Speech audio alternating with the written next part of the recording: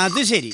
പണം ചോദിച്ചു വരുന്നവരെ പേടിപ്പിക്കാൻ വേണ്ടി കളിത്തോക്കും കൊടുത്ത് ആളെ ഏർപ്പാടാക്കി വെച്ചിരിക്കുക അല്ലേ?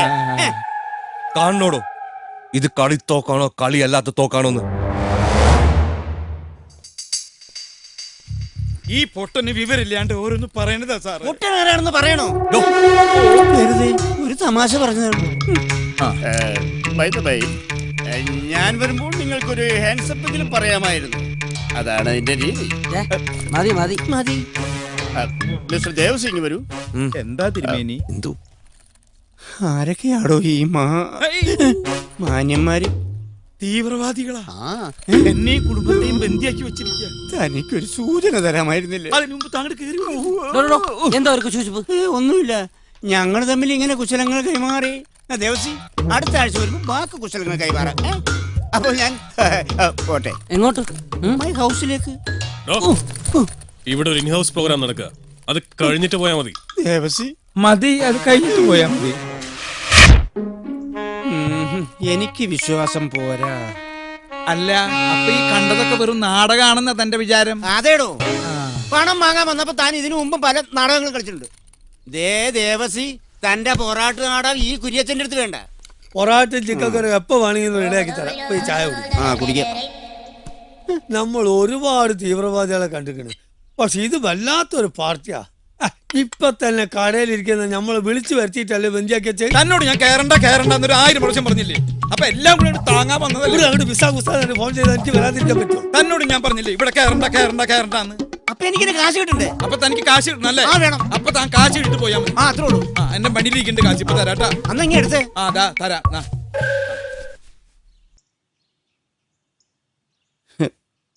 ദേവസി, എന്താ? താൻ എന്നെ ഒന്ന് സഹായിക്കണം. എന്ത്? കടം വാങ്ങിച്ച പണം തൽക്കാലം താൻ എനിക്ക് തരണ്ട. അങ്ങനെ പറഞ്ഞ അങ്ങനെ അത് ഞാൻ തരും. വേണ്ട, അത് പേടിച്ചിട്ട് താൻ പോയാ മതി. എനിക്ക് വേണ്ട. എന്താന്ന്? താൻ എനിക്കൊരു ഉപകാരം ചെയ്യണം. എന്നെ മാത്രം ഇവിടുന്ന് പുറത്തു വിടാൻ താൻ ആ തീവ്രവാദി മൂപ്പനോട് ഒന്ന് പറയണം. പറയില്ലേ? തന്നെ മാത്രം പുറത്തു മതി. അത് ഞാൻ പറയാട്ടാ. ചായ കുടിക്ക്. മധുരം കുറവുണ്ടെങ്കിൽ പറയേ. കൂടുതലാ മധുരം. ശരിയാ. ഉപ്പിടണ. നിങ്ങൾ എന്താ പറയുന്നത്? ഞങ്ങളുടെ ഡിമാൻഡ് പറഞ്ഞു കഴിഞ്ഞു. 4 കോടി.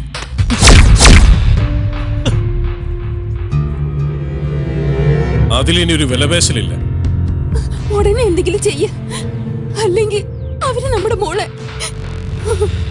2000 കോടി ടേൺ ഓവറുള്ള JS ട്രേഡിംഗ് കോർപ്പറേഷന് 4 കോടി അത്ര വലിയ തുകയാണോ? ഇനി അതല്ല, അതിലും ചെറിയ തുകയാണ് നിശ്ചയിച്ചിരിക്കുന്നെങ്കിൽ ഞാൻ ഈ ഫോൺ കളി ഇവിടെ വെച്ചങ്ങ് അവസാനിപ്പിക്കുക. മോളുടെ സുഖമരണത്തിനായിട്ട് പ്രാർത്ഥിക്കുക. വേണ്ട, പണം ഞാൻ തരാം. നിങ്ങൾ ആവശ്യപ്പെട്ട 4 കോടി. ഗുഡ്. ക്യാഷ് എപ്പോ എവിടെ എത്തിക്കണമെന്ന് ഞാൻ വിളിച്ചു പറയാം. Okay, bye. എന്ന് പറഞ്ഞാൽ എങ്ങനാ? 4 കോടിയും വാങ്ങി അവന്മാരങ്ങ് പൊടിയും തട്ടി പോകുന്നതിന് മുമ്പ് അച്ഛൻ ചെന്ന് നമ്മുടെ ഷെയർ അങ്ങ് ചോദിക്കേ. അതെ, ഈ ഹതഭാഗ്യവതി പറഞ്ഞതാണ് എന്റെ ശരി. അതെ, എന്റെ കാര്യം പോട്ടെ. ആ കിഡ്നാപ്പർമാര് സങ്കേതമാക്കി വെച്ചിരിക്കുന്നത് തന്റെ വീടല്ലേ? ഇവിടെ വെച്ചല്ലേ അവന്മാര് കോടീശ്വരന്മാരായത്.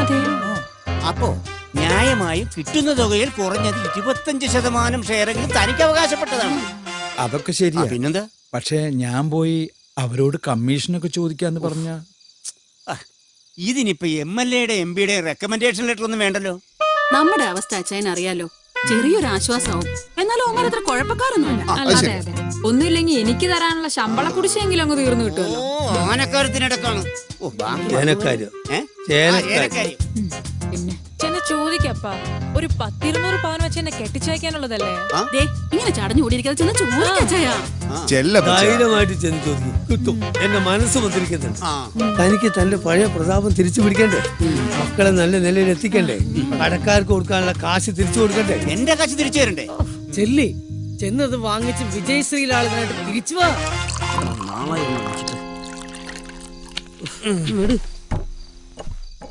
Cheers, huh? Cheers. Bye.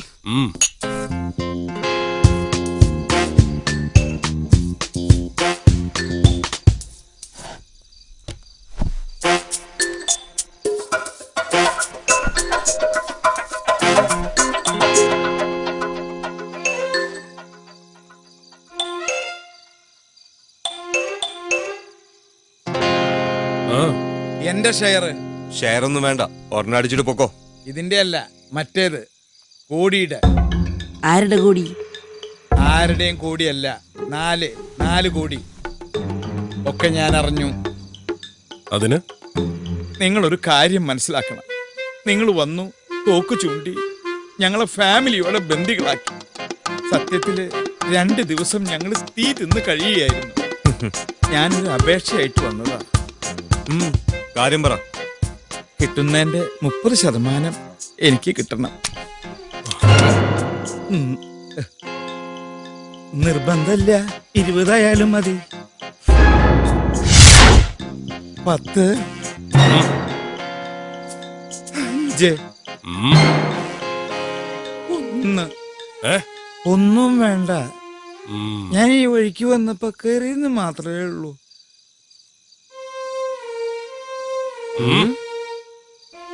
എനിക്ക് തിന്നാനല്ല, മോന് വേണ്ടി. വേണ്ടല്ലേ? ആ, പണ്ടാറടങ്ങുള്ളൂ വിശ്വാസികൾ. ഷെയർ കിട്ടിയോ? കിട്ടി. വേണ? അവിടെ സോഡയുണ്ടോ? മണ്ണെണ്ണ മതിയോ? മണ്ണെണ്ണ. ഇയാൾക്കെന്താ വല്ല പ്രാന്തായോ? അതെ, ഞാൻ കുറച്ച് അധികാരം കാണിക്കാൻ പോവാണ്. കാര്യമുണ്ട്, അതിലും കൂടെ ഒഴിക്കാം. കാര്യം പറഞ്ഞുതരാം. ഇതെന്താ 2 ഗ്ലാസ്? അത് പറഞ്ഞുതരാം. ഇതെന്റെ ഗ്ലാസ്, ഇത് മരിച്ചുപോയ എന്റെ മൃത്യുജയം മാമന്റെ ഗ്ലാസ്. ഒഴിക്കേ. മരിക്കുന്നത് വരെ ഞാനും മൃത്യുജയം മാമനും ഒരുമിച്ചിരുന്നേ കഴിക്കൂ. മാമൻ ചത്ത് തലയ്ക്ക് മീതെ നിൽക്കാൻ തുടങ്ങിയിട്ട് കൊല്ലം 2 ആയെങ്കിലും ആ പതിവ് ഞാൻ തെറ്റിച്ചിട്ടില്ല. നല്ല സോഡയല്ലേ? മാമന് ലേശം കൂടുതൽ ഒഴിച്ചോ, നല്ല കപ്പാസിറ്റി മാമന്.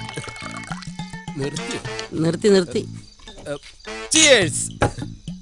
മാമനെ ചിയേഴ്സ് പറഞ്ഞത്. മാമൻ ഇങ്ങനെ ചെറ്റത്രയെ കാണിക്കൂ. വെള്ളം പോലും ഒഴിക്കാതെ ഒരൊറ്റ വലിക്ക് അകത്താക്കും. ഞാനങ്ങനെയല്ല, സിപ്പ് ചെയ്തേ കഴിക്കൂ. എങ്ങനെയുണ്ട്?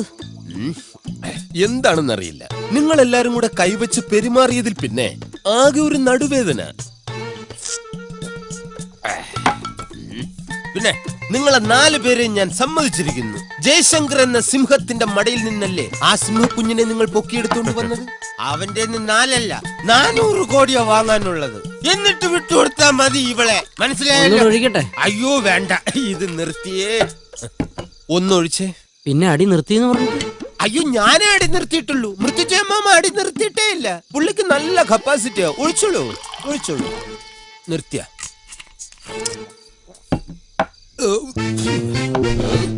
കാര്യം എന്തൊക്കെ പറഞ്ഞാലും നിങ്ങൾ ആ ജയശങ്കറിനോട് കാണിച്ചത് വളരെ ശരി. പക്ഷേ ഈ പാവം പയ്യനോട് കാണിച്ചത് വളരെ മോശമായി പോയി. കേട്ടോടാ? അയ്യോ, ഇത് ഞാനല്ല അടിച്ചത്, മൃത്യുജയമാമനാണ്. എന്നെ എന്തിനാ അടിച്ചത്? ഇത് നിന്നെ അല്ല, നിന്റെ മൃത്യുഞ്ജയ മാമനെയാണ് അടിച്ചത്. എടാ, ഇനി ഇവനെ പുറണോ കാണിക്കണ്ടാ.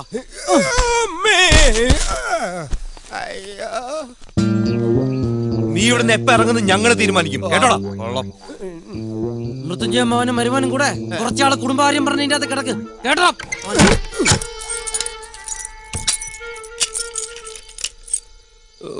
ഈ മൃത്യുജയമാമൻ അവന്മാരെ അടിക്കേണ്ട വല്ല കാര്യം ഉണ്ടായിരുന്ന? ധൈര്യം ഉണ്ടെങ്കിൽ എനിക്ക് സമയത്തിന് ആഹാരം കൊണ്ട് താടാ, കാണട്ടെ.